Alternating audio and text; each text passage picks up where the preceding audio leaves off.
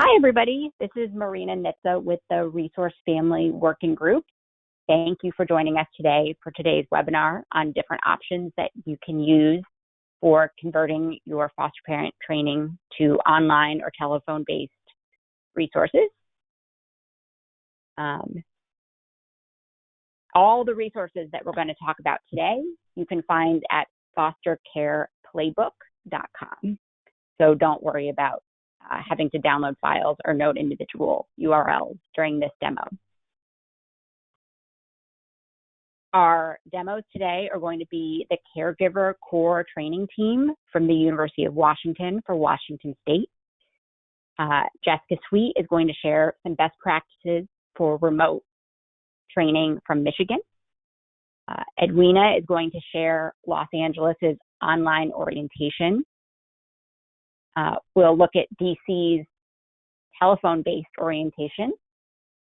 We'll have time for Q&A, and then we'll have a really quick close at the end. So I'd love to start with the University of Washington team, and I'm going to pass it over to Nathan for running the demo there. And Jean and Nathan, if you'd like to introduce yourselves, please go for it. You now have the floor. Hi, guys. Can you hear me? Oh, is that you, Nathan? That is. I finally got into the phone call. Sorry about the delay. Oh, that's great. Okay, welcome. Okay, well, I'm Jean Brownell. I work at the Alliance for Child Welfare Excellence at the University of Washington. I'm the caregiver curriculum developer there.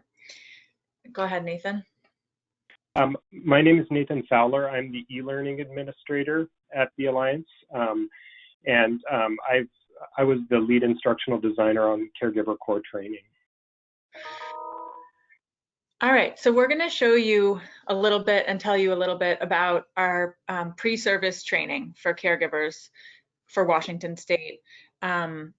We received a legislative mandate to change our classroom training so that it was available online as well, for a bunch of reasons that I'm sure you can imagine, including, easier access for people, especially relatives who already had placements. So our classroom training is 8 sessions that are each 3 hours long, so 24 hours of training, and we needed to turn it into an online version.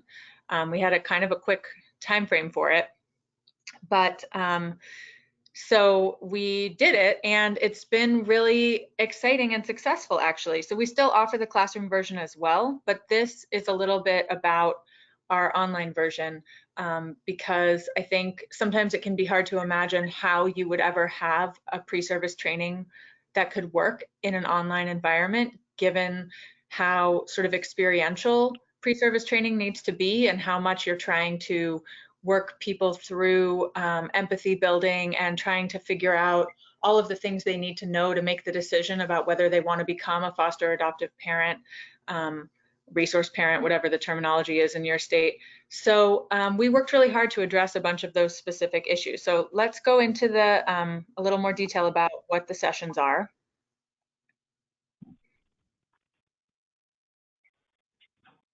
And actually, before I do that, maybe Nathan, you want to talk about the program we used to build it in? Sure. Yeah. So we used Articulate 360 Suite, which is kind of a standard e-learning building program. It's an umbrella product that includes a lot of different e-learning authoring tools, but one of them is somewhat of a new product that Articulate has introduced called Rise. Rise is a very streamlined program. It's got a lot of very helpful templates and learning activities built into it. We found it very easy to use. It was highly collaborative and really sped up production. So that was really key because, as Jean mentioned, we were under kind of a tight timeline. Great.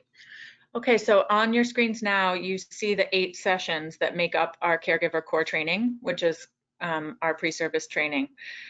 So each of these sessions is 3 hours long, and they cover quite a bit.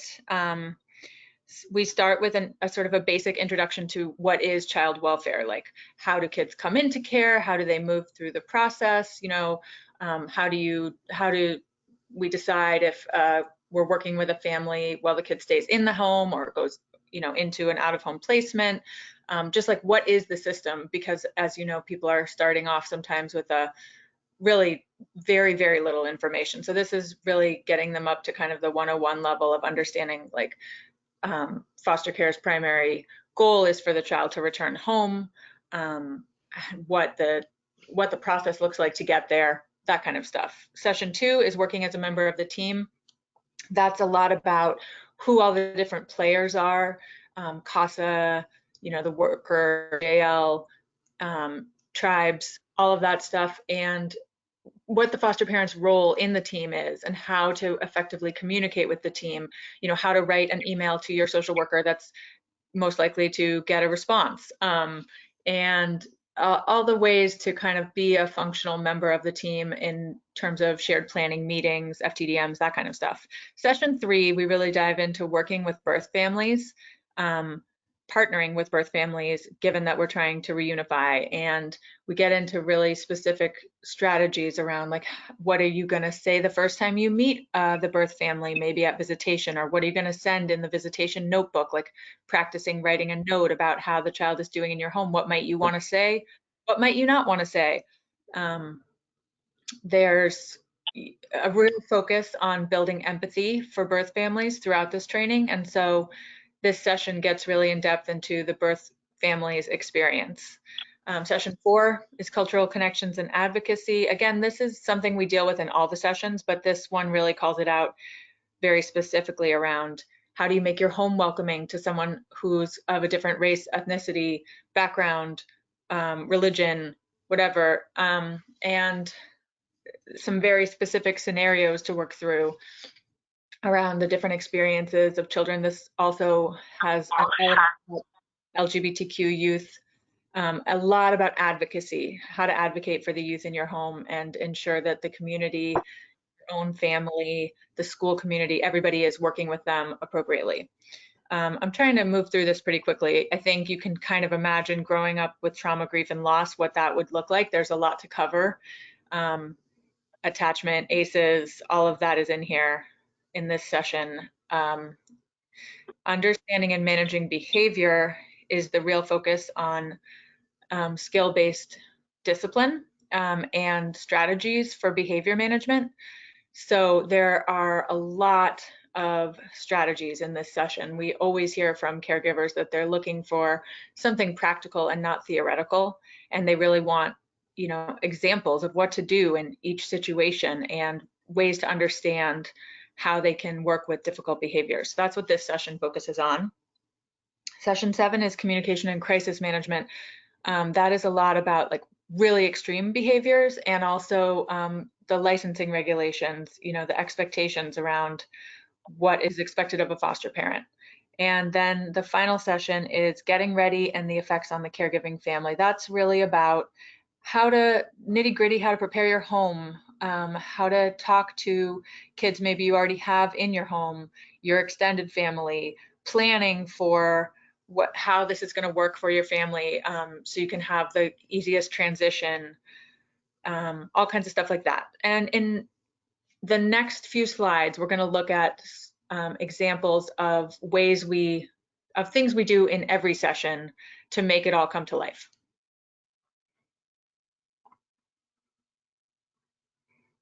In the next slide. Yes, okay. There's a bit of a delay, sorry about that. That's okay. All right, so CCT, Caregiver Core Training, is a really active and engaging training. This is not something where you're sitting in front of the computer and it's going along and you could be doing something else. Like, you are constantly having to work to keep the training going. So on this slide, you see a couple examples of some of the visuals. And do you want to talk about them, Nathan? Sure, yeah. The bottom one you see there says, which child do you think could most easily fit into your life? This was kind of a scenario activity where there were 3 different sets of children, and you choose one of them, or you can choose all 3, and kind of work through the needs they have throughout the day. And what as you work through that activity, it pulls up a calendar view that kind of blocks out times that you will need to be available to help this specific child. And the purpose of it is to kind of give the user an idea of how much time it takes, depending on the age group or the needs of the child, and how your schedule is going to work with the schedule of a child. The piece up above that says, what do you think are qualities that make someone a good parent? This was an adaptation of a classroom activity where it's called a scarf activity, where it's essentially scarves were used as kind of a metaphor for different issues in people's lives. And as those issues were added, things like substance abuse or past trauma, things like that, the person gets kind of covered up with these scarves that represent different things. And then the classroom is asked, like, can you still see this person? And the exercise is kind of based around this idea that we all bring our own baggage and trauma, and it's easy to kind of lose sight of the person underneath. That's the classroom activity, and we tried to adapt that by having a screen with a person where the user is invited to type their own qualities of what makes a good foster parent. And then after they've done that, they click a series of boxes of different kind of issues that come up in a person's life. And as they click those things, the person is essentially kind of covered up, and it becomes kind of an animated metaphor for how people's issues can kind of cover up who they are underneath. These are just a couple of the examples of some of the more active learning activities. Great. Let's go on to the next one. Okay, genuine voices. So in our classroom training, we use panels. We have a panel of former foster youth, we have a panel of caregivers, and we have a panel of birth parents. And we wanted to make sure we still got those voices into the online training. So instead of having like long video panel, what we do instead is we did a series of short videos about specific topics where we interview birth parents, caregivers, and former foster youth, and they cover everything from visitation to how to make transitioning in a home easier, attachment.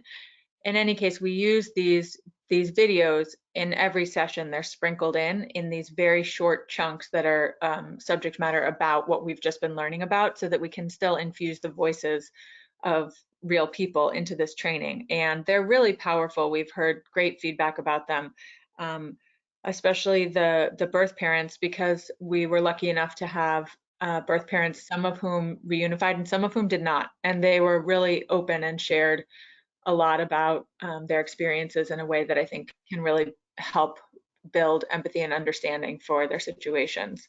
So in the little demo that we have at the end, people can actually view some of these videos if you want to in your own time, but these are just snapshots of what they look like.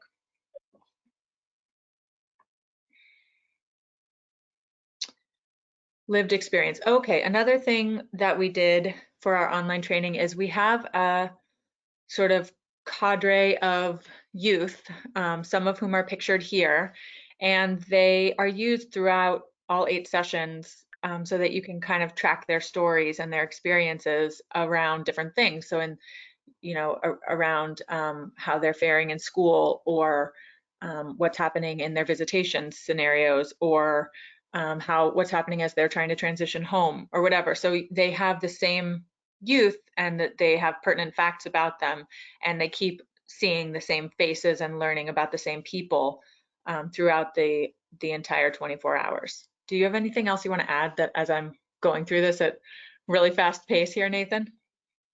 I think what I really liked about this, and have heard good feedback about, is just kind of the human element of this. Obviously, you're losing a lot of that in terms of making an online course, but using familiar faces and building backstories for people, they become not just scenarios to answer questions about, but people you recognize and people that you kind of build connections with. And And I think it's been really helpful in terms of kind of building the narrative of the course overall. Yeah, that's a great point. And in this one slide, you see an example of about Lily, 4 months.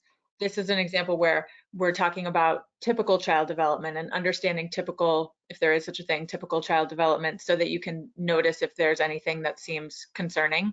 And so there are examples where, like, of course, Lily at 4 months can't point at things or pick things up.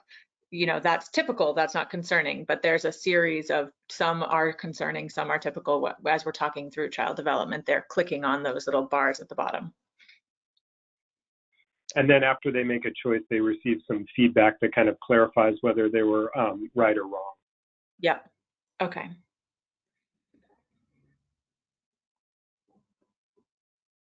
Okay. Now here's a really interesting challenge of changing a classroom training into an online one. In the classroom, participants benefit from the other participants, right? People ask questions that you maybe didn't think of. People ask questions that you thought of, but you were worried about asking because you thought maybe it would sound bad. You just get a whole range of perspectives by having a whole class of participants. And when you take an online training, you're by yourself, right? And so you only think of as much as you can think of in your own head. And we wanted to try to correct for that as much as we could. So we made a virtual cohort of these 4 people you can see, and they weigh in and share their thoughts or questions throughout the training. You can click on each one and they say little things, and then the blue square is where the trainer gives feedback about what they've said. And we use this sometimes if we need to say something controversial that would come up in the classroom naturally, that you could then give the trainer the opportunity to respond to, or like dealing with a myth that's not real, or something that some people are going to disagree with, right? So we use the virtual cohort strategically to kind of help people get those questions answered. Yeah, I think we came up with the problem that not a lot of questions that we're asking have necessarily a right or wrong answer. And this format really gave us a chance of kind of exploring gray areas and keep generating discussion and introducing viewpoints that the user might not have thought about. And I think it worked pretty well.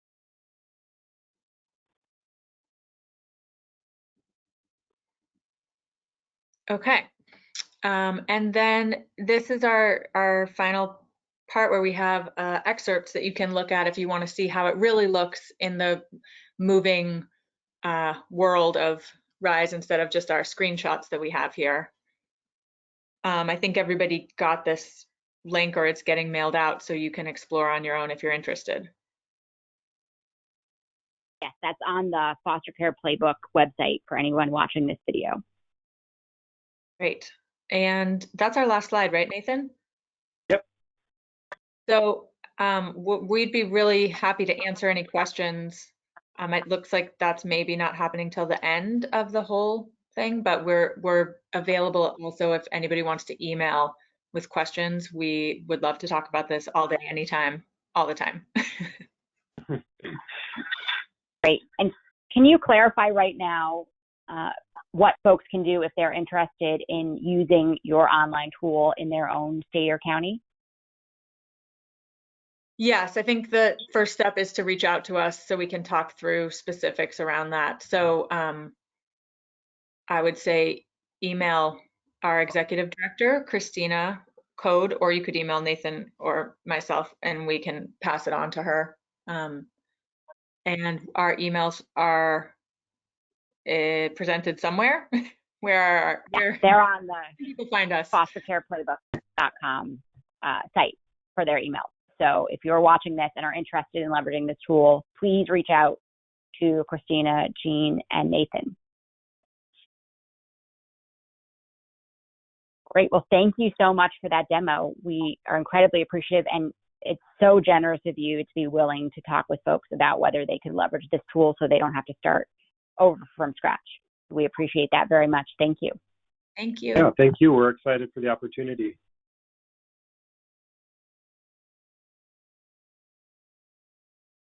Fabulous. Our next presenter is going to be Jessica Sweet from Michigan to share some of their best practices that they've developed in delivering their training remotely. So Jessica, please take it away. All right, thank you so much. Just a couple things. We typically do our training, like a lot of states, in person. And when we first started taking some social distancing measures in Michigan, I got with the teams that we work with in Michigan that do all of our trainings. Michigan has 6 regional teams that do all of our foster parent pre-licensure training, and really talked through what are some ways we can still offer this resource during this time. We had already been kind of playing around a little bit with doing trainings via web meeting. And so really this was a great opportunity for us to test that out and see how it would work. So as we started it, I've been putting together some best practices or some things we've learned. And I'm looking forward to sharing those with the group today. We have definitely learned that there are some platforms that work better than others. We've had success with Zoom, BlueJeans, and GoToMeeting. Things like Skype and some of the other Microsoft products really don't seem to work as well. It's harder for families to utilize and access those resources. So we would definitely recommend the Zoom, BlueJeans, or GoToMeeting. We have also found that utilizing Facebook, like closed Facebook groups for each class, and setting that up before the classes even start online to all the participants in each cohort has been really helpful. It allows members of the class to meet each other before it starts. It kind of creates a support group throughout the training and even after the training's over. And it gives the opportunity for trainers to send things like videos and homework to the participants ahead of time and let them engage with each other and talk those things out before classes start. We've also found that it's important to offer more frequent classes than we were typically offering with our online or with our in-person trainings. Because we have realized with parents being home with kids and no childcare options really available right now, parents had to take the class separate. So we started offering the class more frequently so that maybe mom could take it and then dad or her partner could take it separately. And that's really worked pretty good for families. We've also found that for our single parents, having classes offered at non-traditional times has helped. So maybe later in the evening after the kids have gone to bed, starting a session, or earlier in the morning, maybe before kids have woken up, has worked well for families too. And because of the format being online, we've shortened some of our classes. So we might have done several modules in a day-long Saturday class. That's just much too long on the computer. So we have really shortened those, and maybe we'll only offer 1 or 2 modules at a time so that it's not the entire day we're asking people to sit in front of their computers or on their cell phones to participate in these web meetings. We have found that creating a web meeting guideline to be sent out to each participant prior to the meeting has helped tremendously. These guidelines have been being sent via email. They're a confirmation of registration, and they go over things like general web meeting manners, some expectations, things like making sure people who haven't done web meetings before understand that they're going to be on camera, so they need to be dressed appropriately, that you know, people can hear and see you, so if you're talking to somebody else, making sure your phone's on mute, those kind of things. And really just an overview of how to utilize the technology. How do you download the app or get it on your computer set up so you're ready to go when the class starts.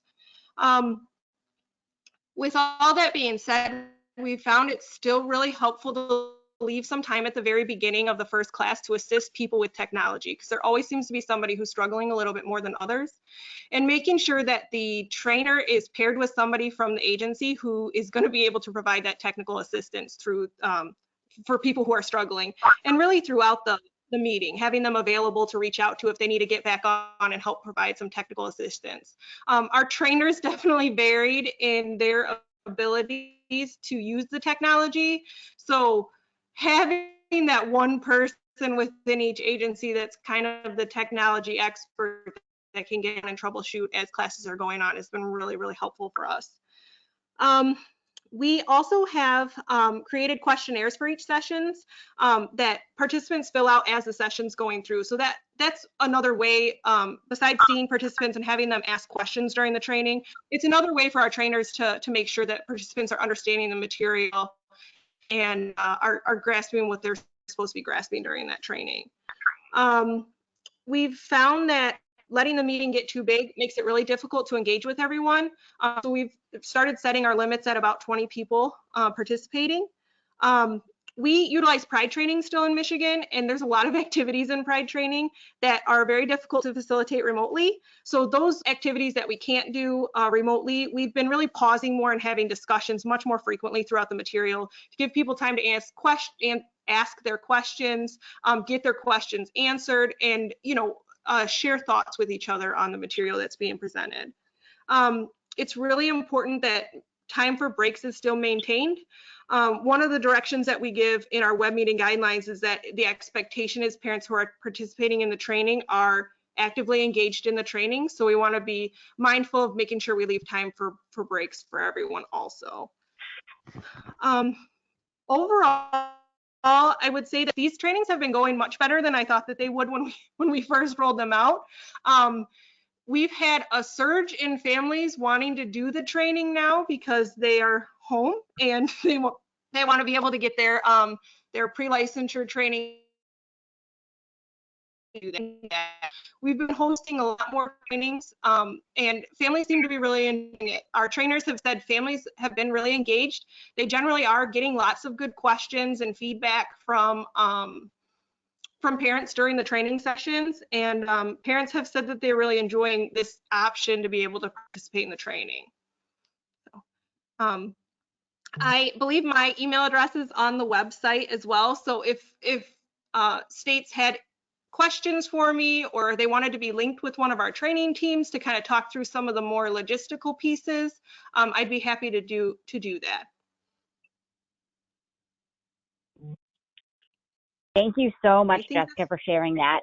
And yes, your email is on our website. We especially appreciate you sharing that. And also a write-up of the best practices that you shared is there as well. But we really appreciate you joining us today. Thank you. Mm-hmm. Okay, now we are going to pass it on to Los Angeles to share information about how they are doing orientations online. Take it away, Edwina. Here I am. I had to take it off of mute there. Good morning, everyone. I'm glad that you joined us today. I'm representing Los Angeles County, and I just want to share with you since inception in terms of our online orientation, how that's going in Los Angeles County, and to be able to answer any questions that I can for you at the end. Online before, I'm the supervisor for the Outreach and Recruitment Unit, and our charge in LA County is to recruit resource families in Los Angeles County for our children and to do in such a way that we have homes available for them when we need placements. And so initially when we started this process, we were doing all in-person orientations. And then when RFA came, we actively got engaged in trying to do an online orientation. And so we still have both in-person orientations and online orientations, but as I proceed, you'll see that the use of online orientation has far exceeded our expectations and far exceeded the number of people who do in-person orientations. In-person orientations, I believe there will always be a percentage of individuals who would prefer to be in a classroom setting and who would prefer to be there in front of a person. But in this age of technology, there are some people who are just very comfortable with technology and they're able to navigate and to get their needs met through an online orientation. So that's why we've moved to that process. And our team spends a significant time, even with the online orientation, following up with the family. So we still have that customer service piece where we help families who have gone to the online orientation with their paperwork and so on. But how we began developing our online orientations, we partnered with Venti, When we first got involved with Benty, I think we were the third county that they had worked with. I think now they have over 100 that they're working with throughout the United States.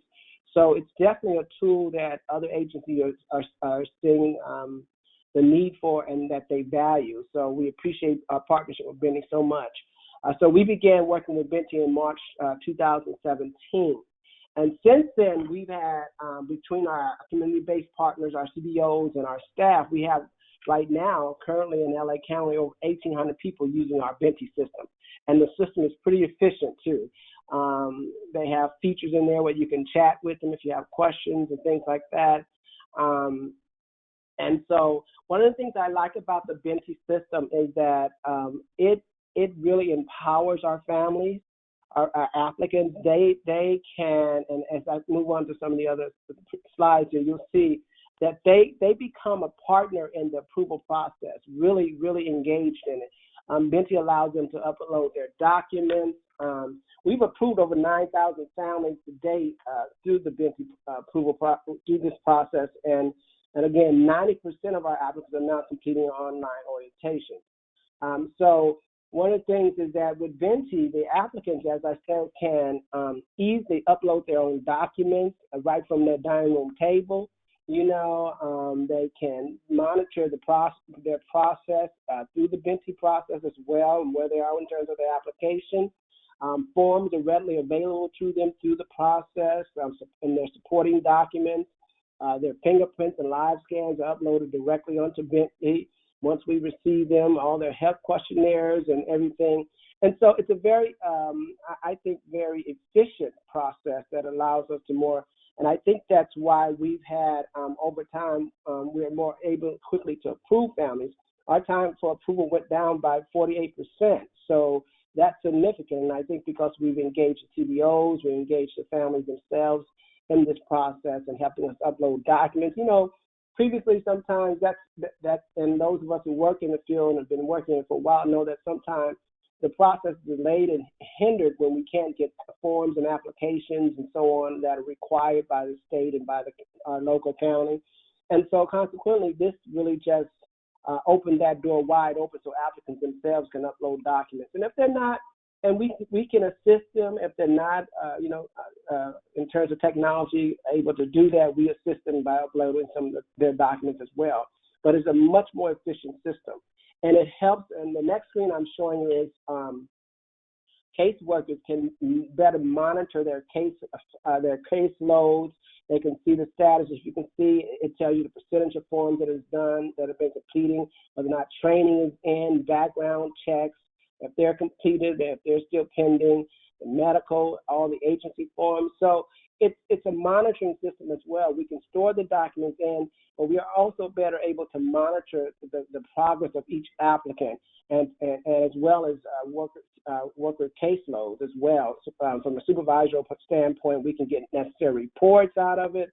So as I say, I think that 48% in terms of that I spoke of in terms of approval time and so on, that's significant. That's significant when you're talking about the need to identify resource families in LA County, which is a very large county, and the number of children that we're servicing over 30,000 children, 34,000 approximately, somewhere in there.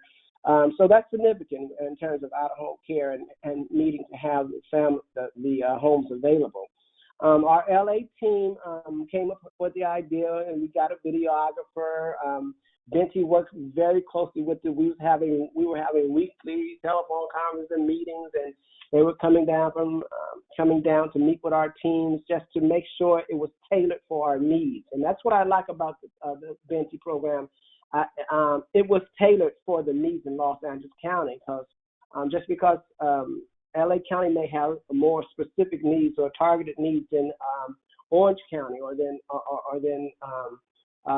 Riverside County, some of our local counties, but they sat with our team and said, okay, what does this need to look like for Los Angeles County? And that was very important. And so the orientation, I'm just showing you a few of the screenshots of what the families will see when they get on. They'll actually, it's the online, in person. It lets them know they can put it into the system whether or not they completed the orientation online or in person. Doesn't matter as long as they've done the orientation. And so the orientation is very interactive. There's video. There's a little lady going around. Talking to them. It's very interactive, and this is a screenshot of the video that they see, and it starts with our vision and so on. So it's an interactive program. There are quizzes that Venti and DCFS has come up with to ensure that the families are understanding the material and to ensure that they're completing the orientation, and to just help inform them as they go through the process, and to again, here you see, when you see it visually, before Venti and after Venti in terms of in-person online orientation. So it's definitely a tool that the community is using, and I think that's significant. But we will maintain our in-person, because again, there's individuals who prefer that type of setting. The thing that was very helpful during COVID-19, when all this arose, is that we were already online, and it made the transition very easy for those families. We immediately referred our scheduled online applicants to our scheduled in-person applicants to our online orientation, so that it would not interfere with their application process, so we can still continue that. So it was very, very nice to already have that in place. It's very beneficial. Can't express how much it really during this crisis it helped us to really mitigate that. And so it's been an invaluable tool in the face of the crisis that we're seeing in the nation. We've also, in this process, we've moved very quickly, and I want to thank Venti and our community partners and our training teams. We moved very quickly to actually also develop a training, online training program, because we had so many families scheduled for training, and because of the safer at home protocols, we immediately moved to that, and I was glad to get a report last week that we now also have online training. So for those agencies that might be wondering whether or not online orientations are beneficial, if they work, and what the response is, I just want to say on behalf of Los Angeles County, it has been invaluable. Our team appreciates it, because not only do we have the charge for recruitment, we also have the charge to ensure that those are recruited receive appropriate orientation into the process. And so, whereas we were doing 30 orientations a month throughout Los Angeles County and spread throughout, that is curtailed significantly, and we're down to like maybe in person we do maybe 10 to 15. So we've cut that in half. And that has impact on staffing and workload and so on. And so it's just a beautiful thing to be able to partner with your applicants in such a way that they have this technology and they can really, really, really be a part of the process, uploading their own documents, answering questions and all that. And so I encourage anyone who is considering online orientation to take advantage of it. We're just in a dispensation of time and a time of technology where it's available to us, and I think we need to capitalize on it as much as we can. So I think at this point, that's really what I have to say about the online orientation. It is, I think, a necessary tool in 2020. It's just a necessary tool. So, and I think that's it. And then I'll take questions at the end, but that's how it developed in LA County, and its use, and the response has been outstanding. So thank you. Great. Thank you so much for sharing that. I think we're all eager to find solutions that work for the long term and beyond the crisis, and the data to show that more than 90% of your families preferred an online orientation to in-person might be some helpful data for other folks to use if they're trying to make the case to make that an option for their families. So thank you so much. Absolutely. Thank you. Mm-hmm. Great.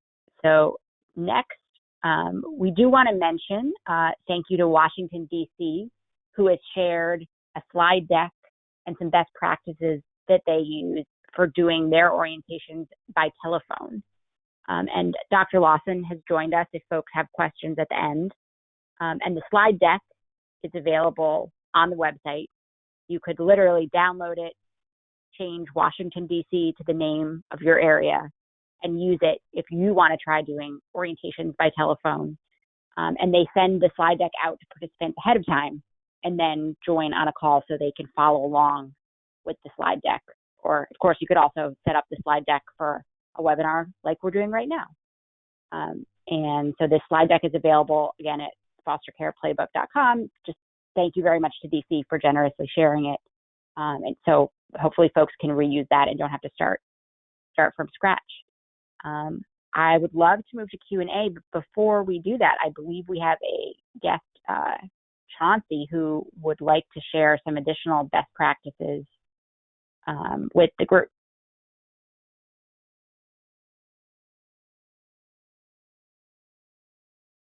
Let's, while we work on connecting that audio, we did get a question from the group, and if anybody else has questions, please feel free to put them in the question bar on the side. I will open this up to any of our panelists today. The question is, did you get resistance from trainers going online instead of in person? This is Jean from Washington State. We did initially get resistance from the trainers about putting our Caregiver Core Training, our pre-service training online, although it was a legislative mandate, so we didn't have any choice. But actually, one thing that we didn't mention is videos of our trainers in the training as well, to try to help connect people to our get. And then also we do that's live.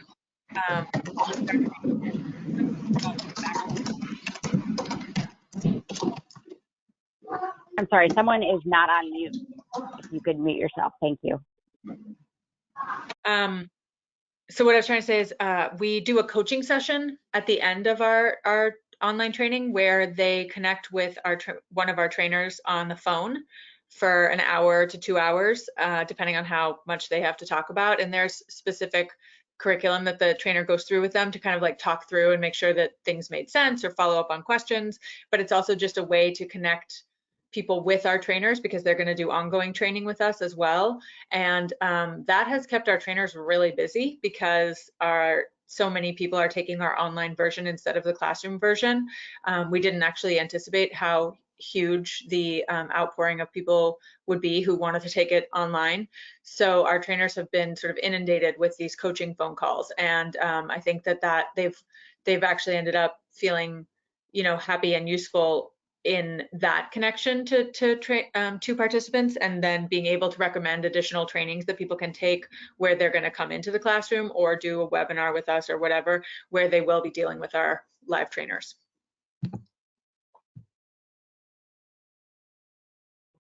Great, thanks so much, Jean. Any other panelists want to chime in on that? Yeah, this is Edwina. I would say whether it's online training or orientation, I think in terms of staff receiving it and really, investing in it and being invested in it, it's when you present it in such a way that it helps to balance the work. I think that some staffs, we have a lot to do in terms of working with families and a lot to do in terms of paperwork. Online processes just help balance the work out, and I think it's a convenience for our families. It's more accessible. It gives more accessibility to the process. So I think it's how we frame it and help them better understand how it's going to inform and balance the work that they're doing on behalf of children and families.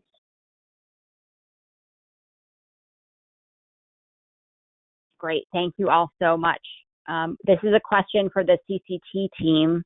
Are you evidence-based on the clearinghouse?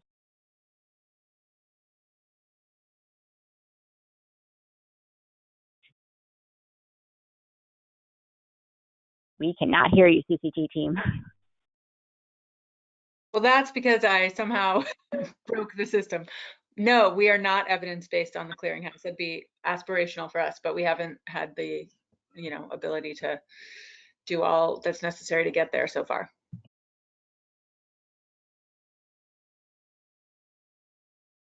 Okay, great. I think that concludes our questions and our time today.